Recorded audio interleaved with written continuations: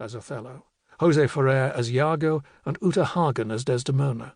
The director was Margaret Webster, who also powerfully played the part of Emilia. By far the best Iago I have ever seen was the complex and frightening performance by Frank Finlay, which I saw in London in 1964. Laurence Olivier, acting in blackface, was a very inadequate Othello, acted quite off the stage by Finlay, and indeed by the rest of the cast, Maggie Smith as Desdemona, Joyce Redman as Emilia, and Derek Jacobi as Cassio. In more recent years I have seen several splendid performances of Iago, but none to match Frank Finlay. In different ways, Kenneth Branagh, the wonderful Simon Russell Beale, and the comedian Rory Kinnear all augmented my apprehension of Iago, but not even Beale matched Finlay.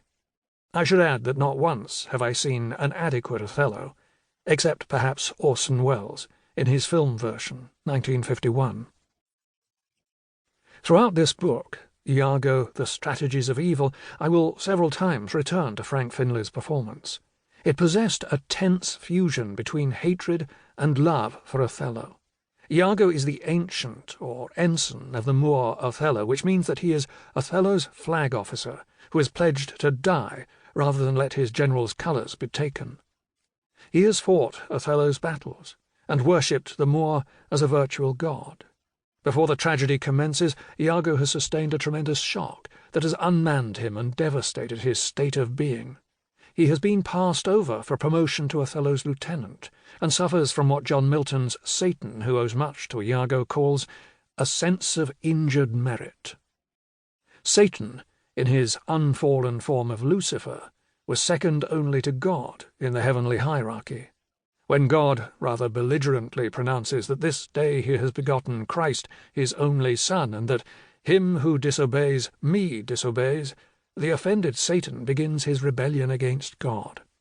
Iago's progeny begins with Milton's Satan and passes on to such high romantic heroes as Shelley's Prometheus and Byron's Cain, later manifesting as Nathaniel Hawthorne's Chillingworth, who torments Dimmesdale in The Scarlet Letter, Herman Melville's Captain Ahab in Moby Dick, and his Claggart in Billy Budd, Thomas Sutpen in William Faulkner's Absalom, and the two really horrifying descendants of Iago, the butcher-bird Shrike in Nathaniel West's Miss Lonely Hearts, and Judge Holden in Cormac McCarthy's Blood Meridian, or The Evening Redness in the West.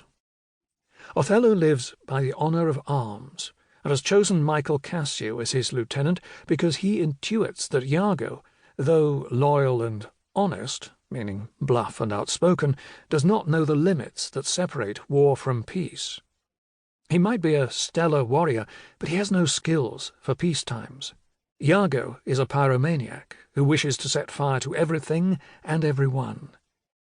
The tragedy opens on a street in Venice, where a dialogue takes place between Iago and Rodrigo, who is infatuated with Desdemona and who becomes the gull of Iago.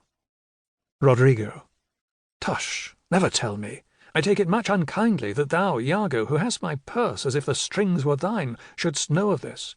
Iago: Sblood, but you'll not hear me. If ever I did dream of such a matter, abhor me. Rodrigo: Thou toldst me thou didst hold him in thy hate. Iago: Despise me, if I do not.